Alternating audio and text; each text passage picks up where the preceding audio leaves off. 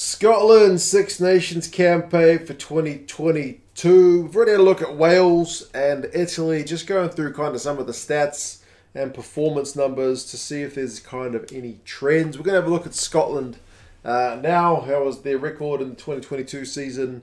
How were the numbers looking, and how do we rate this Scottish performance? So obviously, if you followed the Six Nations, you'll know they finished fourth. The same spot they finished in last year, but with a worse record. Last year they had 3 wins, 2 losses. This year it was 2 wins and 3 losses. So this year they finished with a negative points differential of minus 29.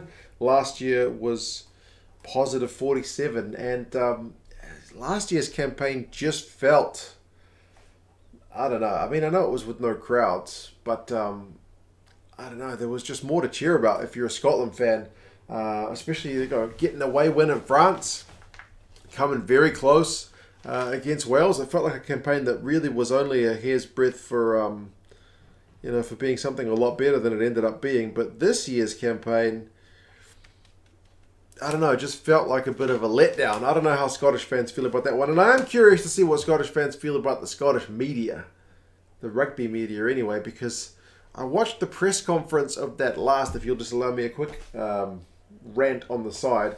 I watched the press conference for that final game where Scotland lost, and there'd been the off the field thing with Hogg and Russell and Tupulotu and somebody else going out to a bar, I think, when they weren't supposed to. And I swear that's all the journalists asked Hogg about. Like, he answered it once, and he's like, right, can we talk about the game now? And they asked him again, and then when Gregor Townsend came out, they asked him, and they asked him, and they asked him. I don't know, man. It's like I guess they're just journalists looking for a scoop, but man, it was just getting old. The guys are already going to give you all they're going to give, so move on? I don't know. They just seemed, I don't know if that's specific to the Scottish press, or they just seemed to smell blood, and they really wanted to go in for some more. But anyway, that's just that. Stats wise, Scotland is a bit of a mixed bag. There's certainly some positives, but also some big time changes from what we saw in the 2021 campaign.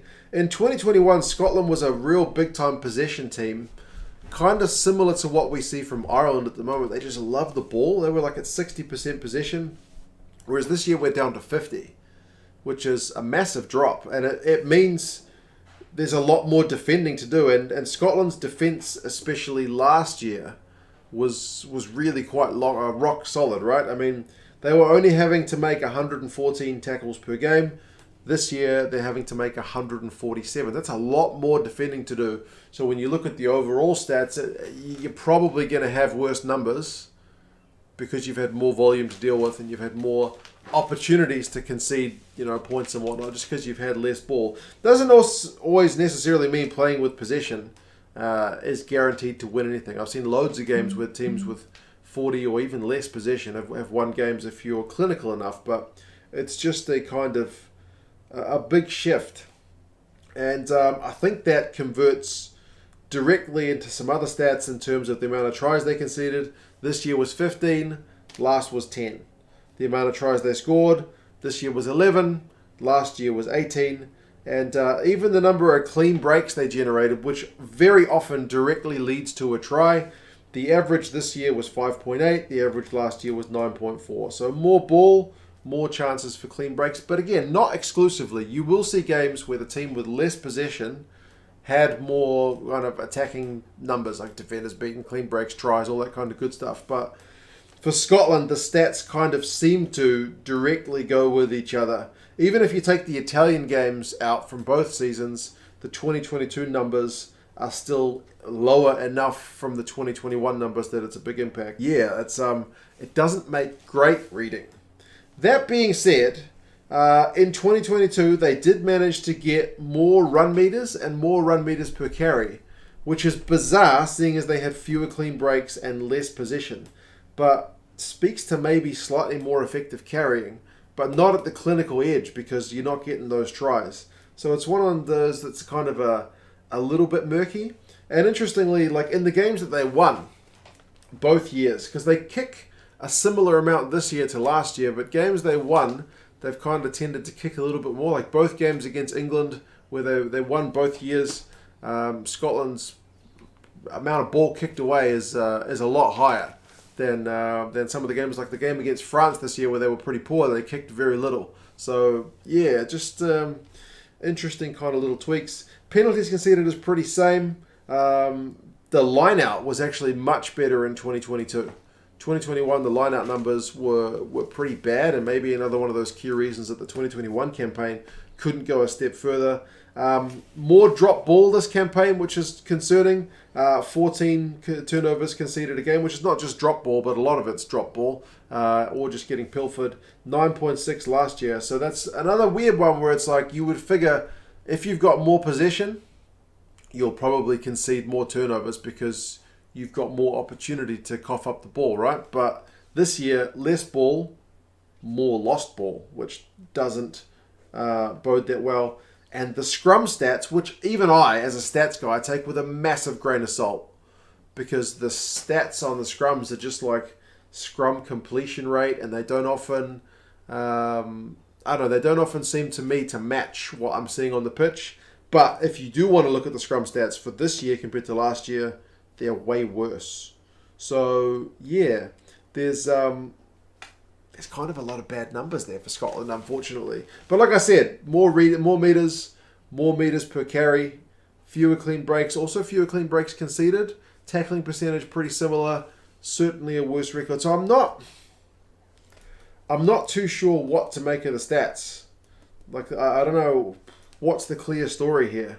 That Scotland was basically playing with less ball, had to do more defending with it, and ended up coughing up more somehow than last year.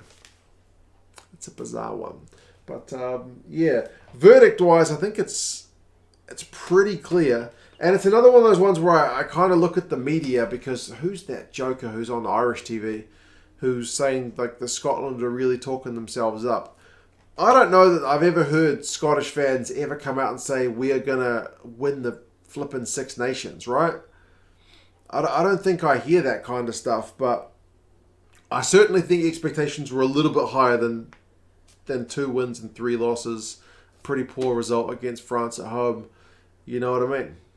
I think the Wales game, especially when Wales were on the ropes after losing badly to Ireland in week 1, Scotland had a good victory over England and it was time to kick on. That's probably the most disappointing result for me, that they couldn't kind of step up and show that bit of lethal edge that they need to show if they are going to take a step up. Like I always say, when looking at the Scottish squad and the results, that they seem just like one step away from from being that next level threat, but it hasn't quite clicked. So it's a bit of a frustrating one. But as I said, in terms of like the verdict, did they not meet expectations? Did they meet expectations, or did they exceed expectations? They probably didn't meet expectations, man. It's a worse result than last year. Yeah, if they'd won the Wales game and then gone on to finish with a 3-2 record, that's probably meeting expectations. Or win one more game. I don't know against who, because Ireland's proved tough. France got a grand slam. So it has to be the Wales game, really. But anyway, that is what it is. You guys let me know your thoughts. What have you seen from this Scottish squad that you think went well? Where do you think they need to improve? I'm not sure if I'm reading too much into the disconnect between the coaches and the players. There's certainly a little bit more drama with Gregor Townsend and his boys compared to some of the other coaches. Yeah. Does he have 100% control of the dressing room? It's an interesting one. But yeah, I certainly think the Scottish media went a little bit overboard. And I don't think Scottish fans, in my experience, really set that huge expectations for their boys. They just kind of want to see them improve and and perform to a level that they've got the talent for. So yeah, that's Scotland. You guys let me know your thoughts, and I'll talk to you guys again soon. See you later.